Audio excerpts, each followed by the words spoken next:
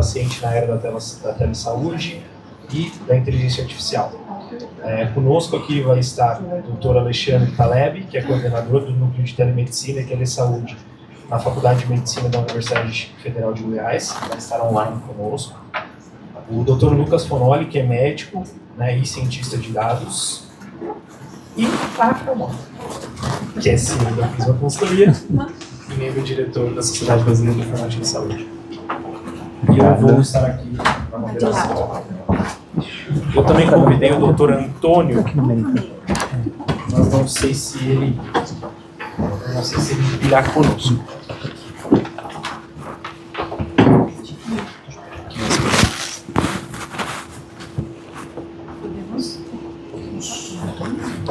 Oi? Eu chamei ele, não sei se ele tem. A gente vai comentar. Acho que está mutado.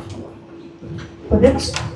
Então, aqui nós vamos estar trazendo para vocês um cenário do que foi, a pincelada do que foi falado, né, no painel anterior, mas agora olhando para a jornada do paciente. O que acontece nessa jornada? E eu vou tentar trazer um histórico, né, uma retrospectiva de como nós hoje temos essa jornada concebida nas atenções em saúde no nosso país. Quando o SUS ele coloca a condição do paciente estar em atenções primária, secundária e terciária, para que ele percorra essa jornada dentro das suas necessidades, a gente já tem alguns problemas que a gente conhece muito bem. No entanto, a gente esquece muitas vezes que essa jornada do paciente, ela é uma jornada múltipla, como a gente falou aqui, né, no outro painel, uma jornada múltipla e de várias situações, em que a regionalização, aquela situação local, traz para esses pacientes alguns problemas, principalmente quando eu tenho, por exemplo, situações distintas, quando eu estou no centro de São Paulo, atendendo pacientes, ou em regiões ribeirinhas, que são extremamente distintas. A gente tenta olhar para aquele lado de atender a situação dessa mesma jornada de forma igual. Então, o SUS ele traz uma questão de universalização, de equidade, de tratar as pessoas da mesma forma, mas a gente sabe que a jornada, dentro de cada componente, ela é diferente. Uma das coisas que a gente precisa trabalhar antes de falar qualquer coisa em relação à tecnologia são as nuances dos determinantes de saúde que nós temos no nosso país. Numa delas, tratando de questões socioambientais, socioeconômicas e também de vida dessas pessoas, que traz como ela vive, onde ela vive, como ela trabalha, se ela tem problemas, né, diversos, que a gente sabe que a saúde por si, né, e todos aqui são da área da saúde sabem, não é somente uma questão biológica, né, ela envolve diversas coisas.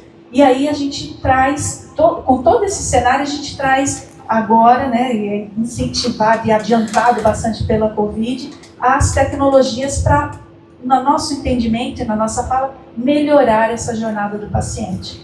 Então, como olhar para essas nuances que são os determinantes sociais, econômicos e culturais das nossas populações e fazer com que a telesaúde, com que dispositivos que acelerem a gestão do cuidar sejam melhor aplicados para essas condições. Eu trabalhei muito tempo junto, né, com alguns players fazendo a jornada do paciente, e hoje o Brasil, no SUS, ele tem as linhas de cuidado. Quando eu olho uma linha de cuidado, eu posso estar no melhor estado e no melhor município do mundo, ela ainda tem fragmentação, ela ainda tem problemas. E aí, quando a gente tenta corrigir isso, olhando para as questões de sistema, vamos implementar a telemedicina onde não tem médico. Vamos implementar, a gente ainda esbarra nas questões propriamente dita técnicas. Os pacientes muitas vezes não têm nem internet onde eles estão, não têm nem dispositivos digitais onde eles estão. Então, para nós, como foi falado aqui, a teoria é muito linda, na prática é totalmente outra. Eu fiquei 1 ano dentro de uma UBS aqui no centro de São Paulo, trabalhando, olhando, implementação de telemedicina, fazendo, vendo a estratégia de saúde da família por dentro, como que é toda a busca ativa, aquela coisa do dia a dia de uma UBS. E eu posso dizer para vocês o quanto que a gente ainda precisa olhar para o básico. Se a gente não olhar o básico, se a gente não olhar, na hora de eu implementar uma solução, o que está sendo feito, que a gente já faz há anos atrás, a gente ainda não conseguiu corrigir, como que eu avanço para poder melhorar? A jornada do paciente, ela é física, ela é presencial e ela pode ser digital, contanto que eu não esqueça essas nuances que eu estou falando para vocês. Porque todos nós, quando olhamos para essa jornada, nós fazemos parte dela. Quando eu, como ser humano, preciso da saúde, preciso ir ao médico esporadicamente para fazer meus controles, eu sei qual é a jornada que eu percorro. E sendo público ou privado, eu também tenho problemas. E quais são esses problemas que o sistema não consegue corrigir? Seja a fila que é criada, seja no município que eu estou atuando, que é interior de São Paulo, e que tem hoje uma fila de 6 meses para um ultrassom abdominal. Por que isso acontece? Então, a gente precisa olhar muito mais hoje para a jornada que hoje a gente não conseguiu corrigir nem sem o digital, que é algo que já existe, que é um problema nosso, que a gente já teria como olhar com mais carinho, e a gente procura outras situações. Uma coisa que eu vejo por dentro é, se eu não olhar mais prioritariamente para quem realmente atua, e aí vocês viram aqui na fala anterior dos colegas que, sim, se eu olhar para quem está na base para tentar resolver problemas, eu vou ter muitos dados e muita gente pedindo o que precisa. E aí eu vou ter coisas diversas. Mas se eu também não olhar para esses dados e o que realmente é feito na ponta, eu vou ter problemas na implementação, como a gente vê que tem. Então, eu estou só trazendo aqui um pincelar, porque aí os colegas vão falar mais sobre as questões propriamente ditas de dados dentro dessa jornada, em que a inteligência artificial ela pode sim ajudar a agilizar. E aí não precisamos viajar muito. Tecnologias ágeis na gestão do cuidado e na gestão propriamente dita de serviços de saúde, elas são pouco usadas. A gente fala de Scrum, de Kanban, de tudo, mas assim, realmente como isso está sendo usado? Será que um gestor de saúde, ele conhece todas essas tecnologias para ele poder fazer uso e aliar da tecnologia como uma IA, poder otimizar os dados utilizados? Será que quando eu conheço isso, eu consigo olhar para a jornada do paciente propriamente dita, como ela é concebida hoje, desenhar isso com o usuário, com o pessoal da ponta e ter esse mapeamento? Eu tinha até feito alguns slides para mostrar para vocês, mas a gente vê, quando a gente desenha essa jornada, a maior atenção, ela é ainda na atenção primária, então é onde tem o maior número de coisas acontecendo, mas a atenção secundária, gente, ela ainda tá inchadona, coisa que a gente precisa otimizar na atenção primária, que a gente subutiliza. E a gente subutiliza porque a gente desconhece essa jornada dessas linhas de cuidado que hoje a gente tem no Brasil. E o SUS, quando ele fala da linha de cuidado, por exemplo, na saúde da mulher, vamos olhar prioritariamente para o câncer, vamos olhar prioritariamente para determinadas situações, é justamente abraçar isso, olhar de perto. Não é só quem me contou, não, como que aquilo realmente acontece. Como eu falei, aqui o Brasil tem vários Brasis dentro. Eu não posso colocar tudo no mesmo balaio. E isso me preocupa muito. Me preocupa quando, na formação dos profissionais de saúde, não falamos sobre isso. Então, o que eu estou falando para vocês parece que é formal, comum, numa capacitação, ou numa formação de médicos e enfermeiros, quando eu falo de SUS, é muito básico. E aí, quando eu adentro para a jornada do paciente, não vejo nos currículos esse termo, jornada de paciente, navegação de paciente. A gente não ouve. Será que os profissionais que hoje trabalham com telesaúde entendem essa base, esse que eu estou falando que é básico, que é o que o SUS já preconiza há muito tempo? Então, mesmo eu falando do próprio SUS, a jornada privada não é diferente para a atenção primária. ela também exige que eu conheça como esse paciente busca, mesmo no hospital de ponta. E a gente tem informações, a gente ouve de pessoas que são atendidas no serviço privado, que muitas vezes têm certos problemas, de demora para receber o exame, de demora para fazer o exame. Mas por que isso acontece também, já que o pessoal fala, estou pagando, né? Estou pagando, deveria ser rápido. E não é assim. Então a gente deixa assim de lado um pouquinho, e aí dá uma mexidinha aí na cadeira, deixa de lado sim o olhar prioritário na jornada do paciente, da forma como ela deveria. E pode partir do seu, pode partir da sua jornada. Ela é tranquila toda vez que você procura serviço de saúde? Sua mãe, seu pai, seu filho, sua esposa, você, ela sempre foi do jeito que deveria ser? Não, alguma coisa você tem que entrar numa filinha aí que você não gosta, e ao mesmo tempo é atendido da forma e o desfecho é adequado? Então, só para a gente levantar aqui um pouquinho da pulguinha atrás da orelha, de que sem conhecer prioritariamente as jornadas dos nossos pacientes, a gente implementar saúde digital precisa ter uma linha. A gente precisa fazer acontecer dentro dessa jornada. E não viajando ali em cima, achando que vai acontecer aqui na base, no base, o que não está acontecendo nem no que a gente já tinha. Tá bom? Doutor Alexandre, nos ouve? Bom dia. Bom dia. Doutor, eu queria aproveitar aqui, vou começar, eu sei que você tem uma reunião na sequência, então eu queria aproveitar para te fazer aqui uma primeira, não uma provocação, mas eu queria entender quais são as estratégias que vocês estão utilizando aí na universidade, né, olhando para a telesaúde, se vocês estão usando alguma estratégia específica de tecnologia para melhorar essa jornada e essa experiência do paciente, né? E eu também queria que você comentasse um pouquinho, porque um passarinho me contou que vocês têm uma jornada muito interessante para oftalmologia. Então, se você puder também trazer essa perspectiva, se tem alguma ferramenta que vocês estão usando ou para fazer triagem ou diagnóstico aí, nessa jornada, seria super interessante também.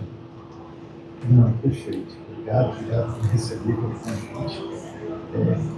A Raquel tocou em pontos muito importantes. Quando a gente fala da jornada do paciente, quando a gente fala da transformação digital do curso, a gente tem questões básicas. Eu tenho prioridade básica de saúde que não tem internet no caso. Porque a internet que está colocada lá, ela está colocada dentro de uma VPN do município e não pode sair para mais nada que não seja a troca de dados específica, localizada, travada dentro de uma intranet e impede que você faça conexões externas. A gente vê várias iniciativas. Eu sou médico oftalmologista, eu estou como coordenador do Núcleo de Medicina e Telesaúde da Faculdade de Medicina da Federal de Goiás desde 2007. Então, são 17 anos.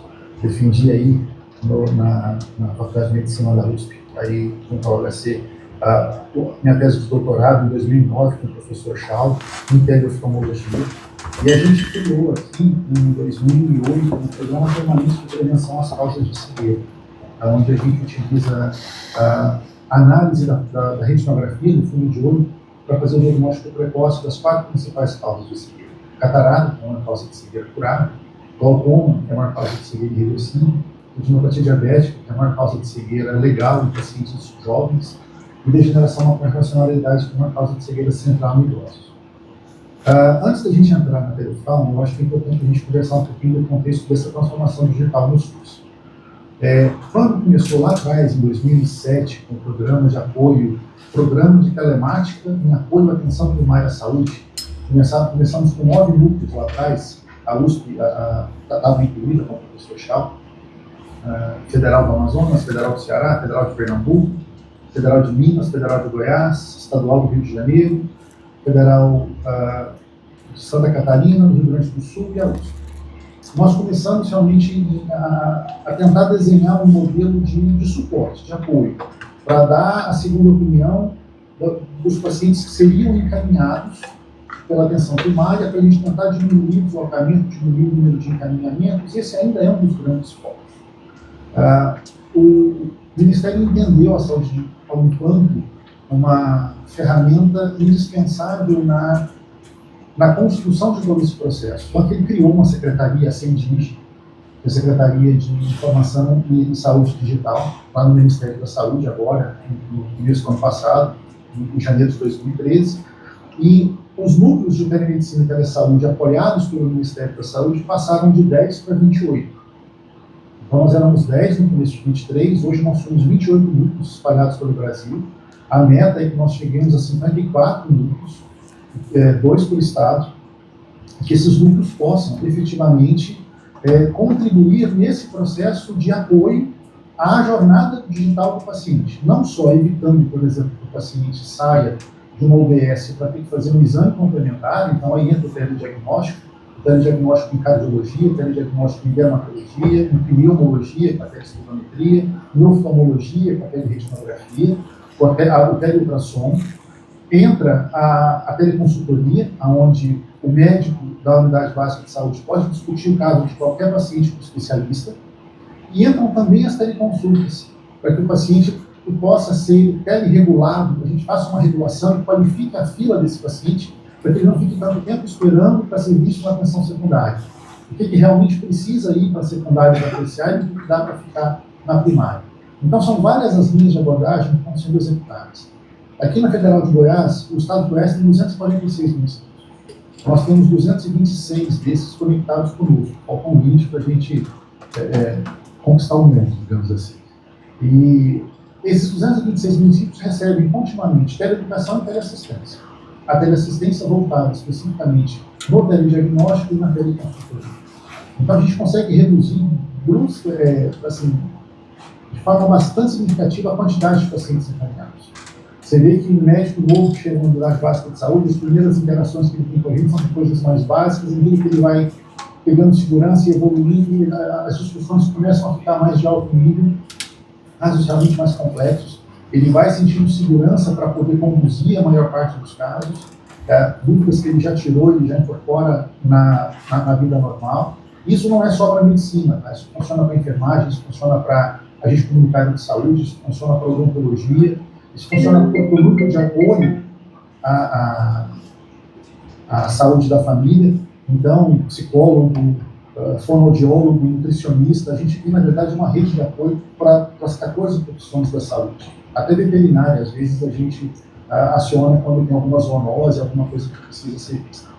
Então, eu acredito que, nesse processo de transformação digital do SUS, em que a gente tem algumas iniciativas governamentais bastante interessantes, que a gente tem que olhar para elas, como a expansão dos núcleos de telesaúde, como a colocação de um recurso do PAC para todos os municípios do Brasil comprarem equipamentos e melhorarem a conectividade das unidades básicas de saúde. E todos os municípios aderiram a isso. Foi 100% de adesão. Quando você tem uma diretriz do ponto de vista clínico, da gente poder dar o suporte para as APS, e do ponto de vista gerencial, de que a RNDS, como foi comentada na última sessão, possa ser esse hub que conecta, a gente tem uma perspectiva bastante interessante, mas a gente ainda esbarra em coisas muito básicas, como a Raquel falou. Tá? Pra você ter uma noção, hoje, mais de 80% dos municípios usam o prontuário eletrônico do SUS-AB. São mais de 4 mil municípios que utilizam o SUS-AB, tá? O prontuário eletrônico na atenção primária. Os dados da atenção primária chegam na RNDS, chegam no Ministério da Saúde, em uma semana, mais de 80% desses dados chegam no intervalo de uma semana do atendimento.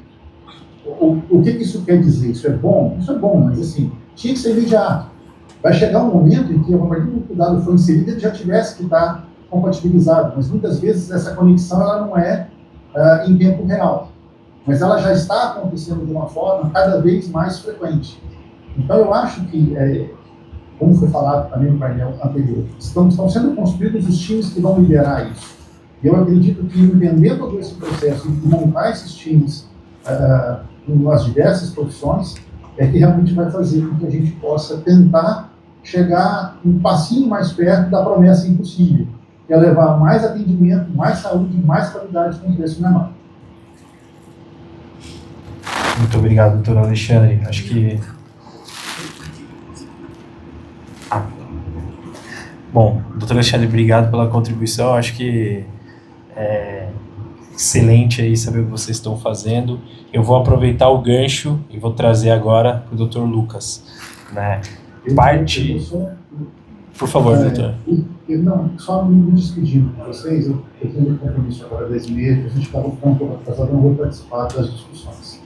Mas eu vou deixar meu e-mail aqui com o pessoal da administração, se precisar de qualquer coisa, pode passar as perguntas, eu vou ficar mais feliz em poder responder e auxiliar nisso. Peço desculpas por não poder continuar as discussões e agradeço novamente o convite. Obrigado, doutor. Doutor Lucas, a gente sabe que parte das construções, não só de saúde, mas do mundo, passam por uma análise do problema e dos dados que a gente consegue coletar ali durante a fase de ideação e de construção. Na sua visão, o quão importante são esses dados para que a gente construa jornadas efetivas, não só com qualidade, mas com eficiência operacional, né, e com assistência de fato? Perfeito, perfeito. Obrigado, assim, a deixa foi maravilhosa, né? Vocês contribuíram muito bem nisso, mas assim, dados, eles servem para um princípio. Então, para a gente saber qual é o princípio, a gente tem que saber exatamente que dor a gente quer resolver. E de tudo que vocês falaram, eu acho que a palavra que a gente tem para resumir isso é adesão. Muito se fala do problema de acesso. Eu sei, nós temos problemas de acesso, vazios demográficos, mas assim, a demanda na saúde é basicamente infinita. Se você liberar recurso, sempre vai ter vazio. Mas se a gente compara que mesmo em São Paulo, a gente está no Sudeste, um lugar que a gente tem muito mais adesão, um dos maiores incidências de plano de saúde, mesmo assim as pessoas, a maior incidência de acesso, mesmo assim as pessoas têm problema de adesão, então mesmo que a gente resolva esse problema do acesso, não vai resolver o problema da saúde, então a gente tem que falar de adesão. E adesão a linhas de cuidado, a gente, para ter acesso a esses dados, a gente precisa digitalizar essa jornada, porque é basicamente um trabalho impossível você conseguir mapear manualmente essa jornada. Então você está falando de uma jornada complexa, e vamos falar de doenças crônicas. Por exemplo, o nosso colega oftalmo falou sobre diabetes. Retinopatia diabética é algo que demora de 5 a 10 anos para gerar problema. Alguns pacientes demoram 20 anos. Então você precisa garantir uma adesão à jornada do tratamento e do manejo ao paciente diabético por 10 anos e bem controlado. Como é que você vai conseguir fazer esse tipo de coisa no tamanho da população que a gente tem e com a busca ativa? Para a gente ter uma noção do escopo disso, a gente tem que lembrar de duas ferramentas muito boas que a gente tem no SUS e que inclusive são melhores muitas vezes do que a saúde suplementar. O primeiro a gente precisa fazer busca ativa, e na busca ativa do SUS a gente tem os agentes comunitários. É uma das maiores forças de trabalho do mundo para a busca ativa. Se essa mão de obra for muito bem usada com processos, controle, eficácia e ferramentas para melhorar, né, o alcance dessas pessoas, a saúde do Brasil vai ser imbatível comparado com todo o resto do mundo. Imagina o que a gente consegue fazer de eficácia com 10 vezes menos recursos comparado em dólar com os Estados Unidos, né? E o segundo é a RNDS, né? Nossos colegas falaram aqui, mas eu queria puxar o escopo disso. A Rede Nacional de Dados em Saúde, que continua firme e forte, avançando, mas ela é um projeto invejável ao mundo inteiro.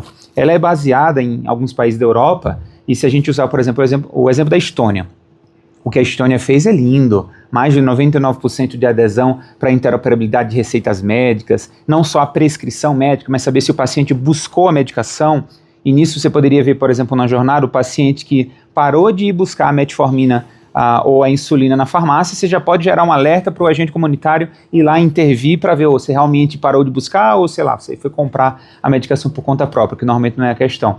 Mas se a gente for comparar o tamanho da Estônia comparado ao Brasil, é um projeto muito mais fácil, né? E a Rede Nacional tem a previsão de, né, finalizar esse escopo inicial até 2027, mas eles continuam avançando, né? Agora em outubro publicaram, né, o perfil o perfil FHIR, que vai ser usado no Brasil, foi publicado agora em outubro, e isso está de vento em popa, né? A gente conseguindo resolver essa captação de dados, que ainda é muito pobre, sim, a gente vai poder usar esses dados para enriquecer muito bem essas jornadas, né? Realmente o meu sonho de projeto, eu espero ver isso no SUS, né, e tenho visto algumas iniciativas, mas que vão levar alguns anos, seria essa busca ativa digital. Isso é trazer equidade, é que um sistema possa gerar esses alertas, fazer as intervenções pontuais e escalonar para o humano quando for necessário. Um exemplo de uma ferramenta que foi lançada lá nos Estados Unidos, ainda está em beta, mas fizeram uma pesquisa de eficácia de uma ferramenta de telemonitoramento. Então imagina, você acabou de passar num hospital, foi para casa e depois você recebe uma ligação para medir desfecho, que é outra coisa péssima no Brasil. A gente mede muito pouco desfecho. Então você fica com a visão míope. Como você pode garantir eficácia se você nem consegue mensurar o indicador, se realmente aquela intervenção teve eficácia? Só que é um trabalho hercúleo, imaginar todo mundo ligando para todos os pacientes, e mesmo que você fizesse isso, ainda tem o fator humano, de assim, o médico ou o enfermeiro que vai ligar para milhares de pessoas, ele não vai ter tempo de criar um rapport, criar uma empatia, perguntar com riqueza de detalhes, e aí criaram uma ferramenta que é um chatbot por voz, que liga para o paciente, né, começaram a fazer esses testes esse ano, e fizeram um estudo comparando o nível de empatia que o paciente relata com uma ferramenta comparado com médicos. Não estou nem falando com o enfermeiro, com médicos, que seria basicamente inviável você ter médico para ligar para todo mundo, né? E comparando o nível de qualidade dos dados. E o chatbot foi melhor do que os médicos nos dois. Em empatia. Mas você pergunta, mas como é que o chatbot pode ser mais empático com o humano? O humano, com paciência e com tempo, ele sempre vai ser... tem a tendência de ser mais empático. Mas o chatbot tinha tempo, ele ligava para o paciente, primeiro criava um rapport, perguntava como é que ele estava, compartilhava, me conta um pouco como foi a sua experiência agora chegando em casa. O humano não tem tempo para fazer isso. Então esse tempo de criar esse rapport deixa o paciente mais aberto para compartilhar aquelas informações e ter mais tempo para isso. Então, sem dúvidas, a gente precisa enriquecer muito a coleta de dados qualificados, de dados estruturados, e depois fazer os algoritmos de predição, sinceramente, vai ser a parte mais fácil. Isso aí a gente consegue resolver, testar, em uma semana já começa a fazer prova de conceito, mas ter esses dados vai ser o desafio, mas eu estou muito confiante que nos próximos 5 anos o Brasil vai dar passos exemplares para o mundo nesse quesito. Acho que vindo muito do que você está falando, vou aproveitar e já vou puxar até o gancho para o nosso mestre, Antônio Benchimol, que além de estar digitalizando ali toda a jornada das feridas beira-leito, né, Antônio? Está exatamente construindo uma solução para ajudar a fazer esses datasets serem mais utilizáveis, né? Então, falar um pouquinho da sua experiência também, como vocês estão pegando esses dados, né, dos datasets que estão jogados por aí, como a gente viu aqui na discussão anterior, não jogados, né, no bom sentido, e como vocês estão utilizando isso para descobrir e fazer novas ferramentas. Obrigado. Você puxou um ponto ali bastante interessante. A gente está trabalhando muito em cima de dados no mundo real, em cima disso, para dentro dessa questão da gente falar da jornada do paciente, aplicação de IA, disso aí. Eu acho que o primeiro ponto que a gente precisa, como o colega aqui colocou, são dados. Dados, de fato, para a gente tentar construir, que é a parte mais fácil, construir uma IA para dar os insights e apoiar tanto na telesaúde como em qualquer outros pontos. Também li esse artigo ali sobre essa empatia que tem. Na verdade, a empatia é o tempo, você falou aí, da gente falar, ou seja, a capacidade da IA estar ajudando em todo o contexto, ela é muito grande, mas falta um pouco da gente coletar esses dados. E o desafio que a gente está tentando desenvolver é justamente criar esses datasets e coletar os dados com uma visão de toda a jornada do paciente. E aí, pegando esse contexto da jornada, qual o desafio que a gente tem? A jornada ela é muito fragmentada hoje. O dado ele é muito fragmentado. Como se falou no painel anterior, a gente tem, você contou até o caso da sua mãe ali, para mim, falta ainda uma questão da gente empoderar o paciente com esse dado. Porque eu acho que ele, tanto com esse dado, tanto essa coleta, a gente vai resolver diversos outros problemas que a gente tem, mas pelo menos da gente ter os dados e as pessoas compartilharem esses dados para serem utilizados em pesquisa, em desenvolvimento, mas eles estão em silos, espalhados ali, às vezes até em outras mídias, em papel, o que torna muito complexo isso. E o que a gente tem trabalhado e desenvolvido justamente curar esses dados, desenvolver em cima do mundo real para tentar entregar um pouco mais de valor em cima disso. Tá? Até eu pego exemplo, eu vou a médico, a minha jornada, eu não tenho todos os meus dados para apresentar ao médico daquilo ali. Eu crio um atrito gigante, como o doutor aqui falou, do médico ter que entrar em vários sistemas para compor a minha história, e ele não tem tempo, ele não vai ver, então ele vai acreditar no que eu falo e a jornada fica muito picotada em cima disso. E a gente vem trabalhando aqui para tentar ajudar todas as startups, as empresas, mas também os pesquisadores aqui de todas as instituições com dados.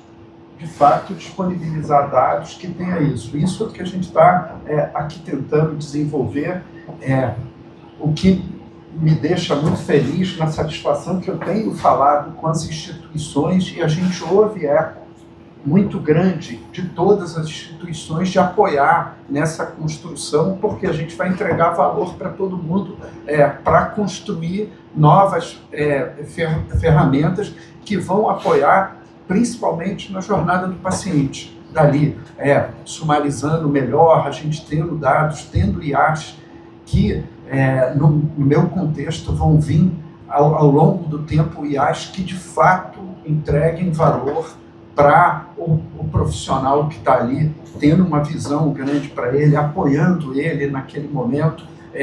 Toda pessoa que trabalha, ela tem que ter uma atenção muito grande no paciente, e certas horas você perde essa atenção, o que a IA não perde. E ela te ajuda nisso naquele momento, mas ela precisa ser alimentada sobre aquele contexto com dados para a gente poder gerar elas que entreguem valor ao médico. Então, isso que a gente tem aqui tentado trabalhar não é simples. Falta padrão, falta modelo para ter, e a gente está nesse trabalho começando a construir, já estamos há 1 ano e meio, acho que a gente deu um pequeno passinho, tem partes que estão mais estruturadas, partes menos estruturadas, mas eu acho que é um trabalho de longo prazo que a gente está desenvolvendo aqui numa iniciativa nova, tentando engajar todo o ecossistema aqui em cima disso. O desafio é toda essa questão de se compartilhar os dados. Eu acho que, como eu disse, se a gente pegar o dado de quem é proprietário do dado, vai ser muito mais fácil. E aí eu vou contar uma experiência minha, sem contar o local. Eu fui numa emergência, levar até o meu filho para fazer um exame, que ele tinha sofrido um acidente, e liguei para o médico, falou para ir lá, e me chamou a atenção a pessoa que nominalmente perguntou para mim se eu aceitava compartilhar os meus dados para pesquisa, desenvolvimento, falou de várias coisas. Claro que eu aceito. Coloquei ali, e enquanto meu filho estava lá sendo atendido, eu fiquei ali observando a atitude das outras pessoas. Eu fiquei ali umas 3 horas, vi várias pessoas entrando. Ninguém negou. Ninguém negou compartilhar o dado. Porque as pessoas, no meu ponto de vista, quando eu estava olhando ali, todo mundo vê o benefício daquilo ali. Pô, vou usar o dado para fazer uma pesquisa para retornar valor para você nesse ponto. Então, eu acredito muito que essa parte, se a gente pensar de uma maneira diferente esse processo, a gente vai ter dado. Eu acho que, claro, que existe a discussão toda a questão da privacidade, do sigilo das pessoas, tem que ser super respeitado isso, tem que seguir a regra, mas a pessoa compartilhando esse dado de mundo real para a gente, em cima dele, resolveria o problema que você comentou da sua mãe. Eu cuido da minha sogra e das pessoas da minha família, e também eu fico muito preocupado com essa questão do dado, porque ela também tem problema e eu tenho que relatar aquilo para o médico. Se não for, também vão entubar ela de uma maneira não certa. Então, é um pouco disso. Convido a todos para participar dessa iniciativa, apoiar a gente nessa coleta para a gente estar disponibilizando dados para pesquisa, desenvolvimento e gerar vamos dizer, um contexto melhor para a saúde ali, para ajudar em toda essa jornada que a gente vê aí no Pacífico.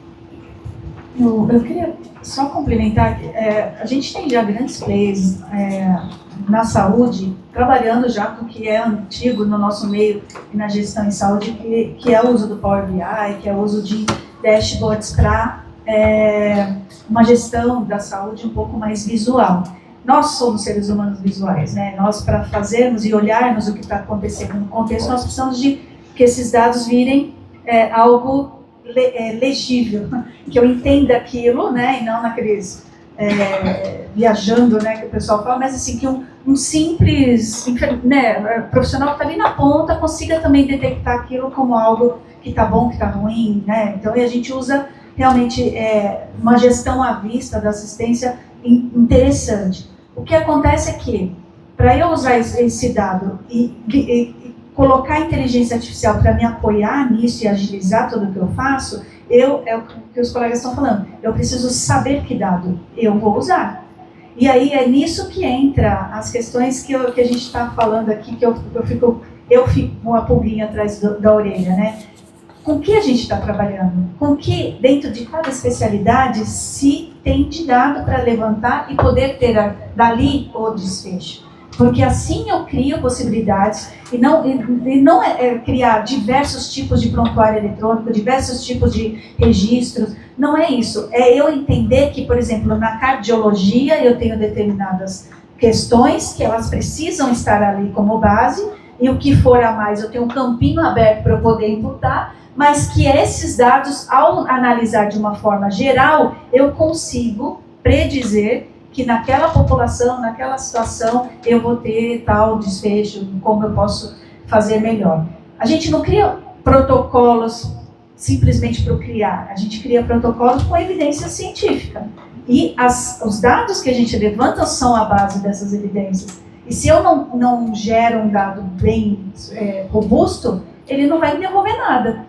E por isso que eu acredito muito em alguns hospitais e alguns centros de saúde que estão usando os dados, né, de predição. Por exemplo, vou dar um exemplo para vocês. Para eu alocar e realocar tanto médicos, enfermeiros, profissionais de saúde dentro de algumas situações, dentro de uma jornada hospitalar, né, ali em todo o seu plantão, eu preciso saber, ou pelo menos entender, quantificar quantos meus pacientes estão ali, quantos pacientes, que tipo de paciente e tudo mais. Hoje já tem dados criando isso, onde o gestor ele pode só olhar naquele dashboard e falar, não, aqui nessa unidade eu tenho menos um funcionário, menos não sei o quê, tenho X pacientes, ou eu pelo menos prevejo que eu vou atender X pacientes, e ele já te mostra, você precisa disso. E de onde você vai tirar se você não tem? Daqui, daqui, daqui. Então, assim, hoje é muito mais fácil você gerir para não dar complicações nessa atenção que a gente está falando, seja ela qual for, na primária, na secundária ou na terciária. E aí o grau de complexidade, que se eu estou na terciária, eu estou num grau alto de complexidade, quanto mais eu usar esse tipo de dado, para mim é melhor, porque eu vou realmente atender o que é prioritário. Porque hoje, gente, no SUS, e eu vejo isso de perto, muito da fila que cria é não saber priorizar atendimento, gente que morre na fila, que era para estar lá na primeira da fila e estar lá atrás. Por que isso acontece? Porque a gente ainda não conseguiu arrumar esses dados. E quem forma o dado? É quem tem a prerrogativa especializada de falar, você é mais grave do que eu, você tem que ir primeiro. E por que isso não acontece? Onde que está o gap da coisa?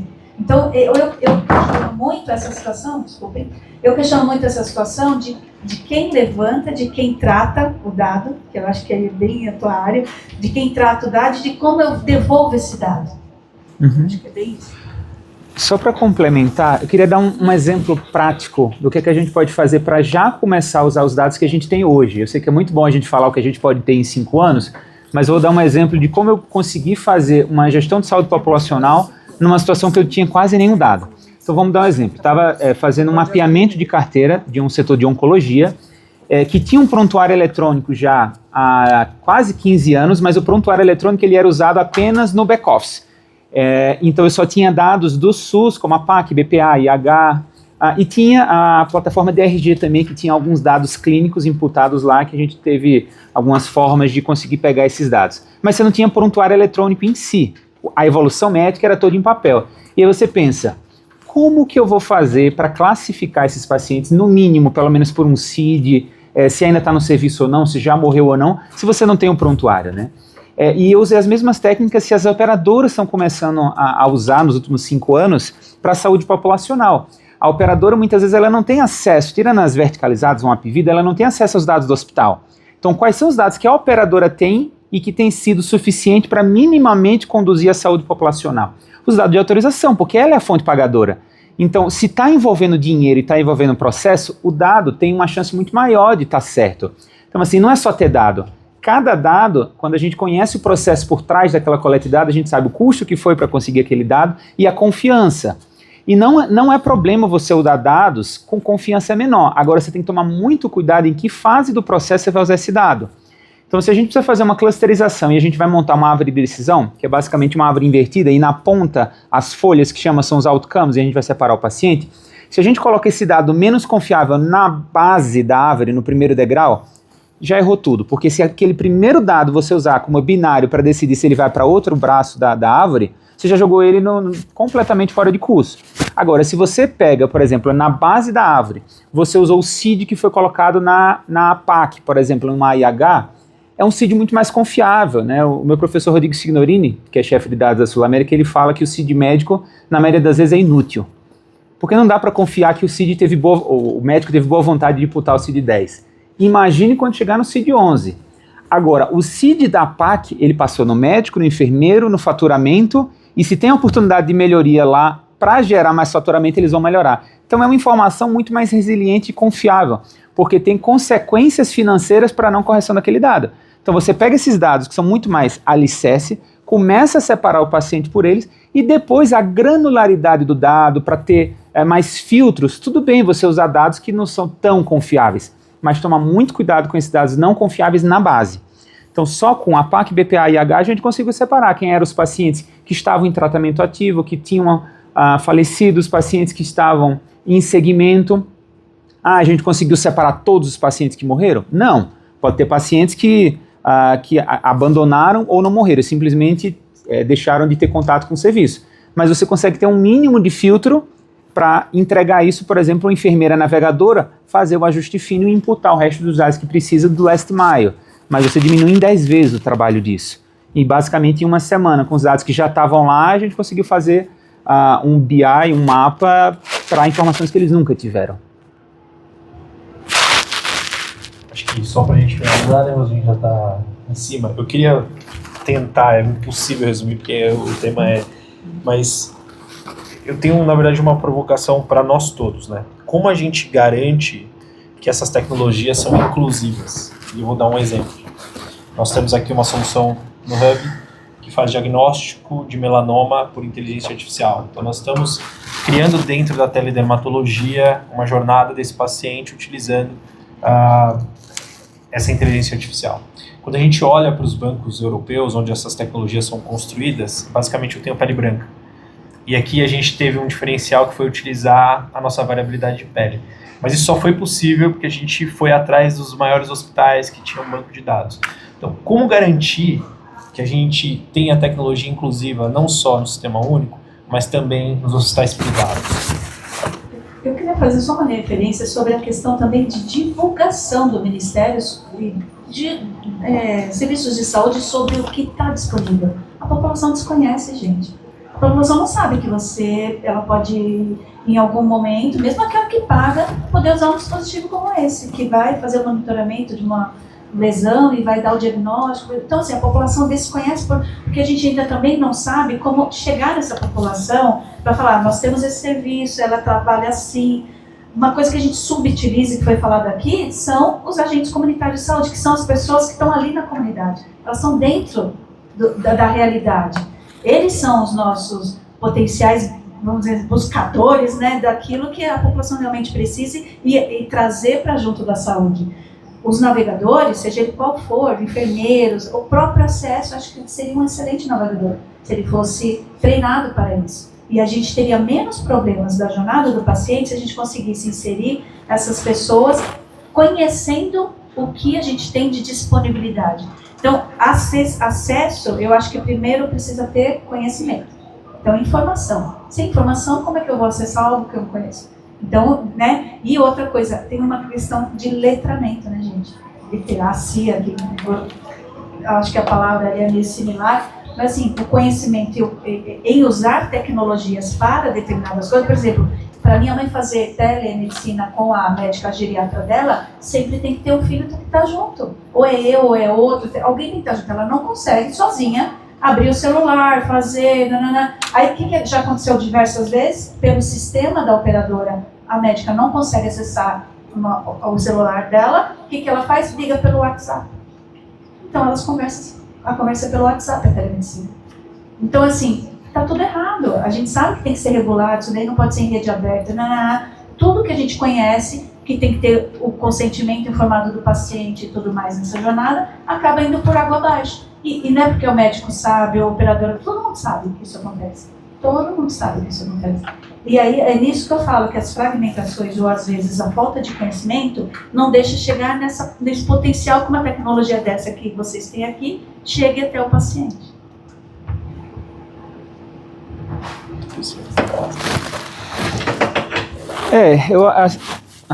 Aqui? Alô? Assim, Raquel, um exemplo muito bom. A gente realmente tem que garantir o acesso, garantir letramento, mas assim, eu acho que a gente está num momento muito bom.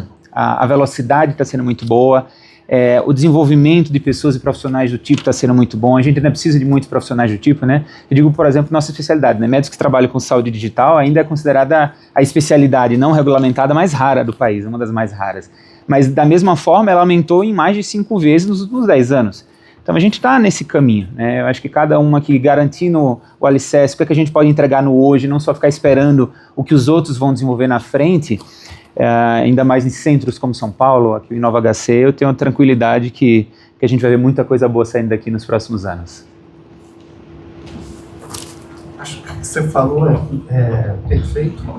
É um mundo que tem, vamos dizer, a quantidade de soluções que aparecem o tempo todo ali de inovação é muito grande, que a gente vê realmente falta, vamos dizer, a gente tem feito um trabalho de maturidade das soluções que estão, como essa que colocou aí, de pele, que elas estão prontas para ir ali para frente. Eu acho que também a gente está fazendo esse trabalho aqui, mas o maior desafio é esse, como a gente botar para a ponta para isso ser adotado pelas pessoas, divulgar, ter efetividade, ter esse ponto. Acredito que isso vai vir.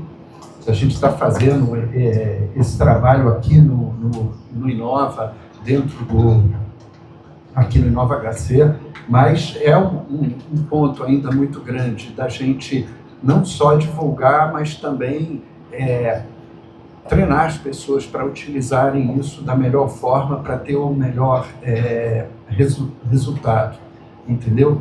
E falta também, eu acho que ainda tem que ter um ponto para a gente ajudar o pessoal, que foi um comentário que o Wilson fez no painel passado, que não adianta ter um celular com 50 aplicativos e qual de fato você usa. Para mim tinha que ter um que conectava isso tudo para a gente poder endereçar e tornar fácil esse ponto. Acho que isso é um caminho, já tem gente trabalhando, a gente já tem debatendo isso aqui. Você vê que é um assunto que coloca o tempo todo, mas vamos continuar fazendo o trabalho aqui, tem muito desafio, muita coisa para a gente fazer. Fico feliz de ouvir a aceitação que tem da IA, a importância que tem, que ela pode ser bem utilizada. A gente só tem que viabilizar ela um pouco melhor, e eu acho que isso é parte de um processo de amadurecimento, de maturidade da própria área de tecnologia. Eu estou falando que eu sou da parte de tecnologia, daquilo ali, da gente amadurecer e aprender a melhor forma de botar na mão do profissional certo ali para utilizar de uma forma simples e, vamos dizer, intuitiva de usar para minimizar esse atrito de entrada da solução ali. Muito bom, gente. Acho que a própria CIS faz muito esse letramento, Inova também tenta levar esses artigos, né, como forma de comunicação para a população no geral. Eu vou abrir para as perguntas, se alguém tiver alguma dúvida, senão a gente parte para o nosso próximo painel. Né?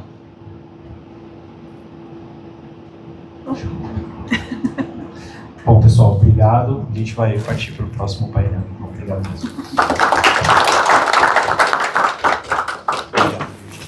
Eu que agradeço.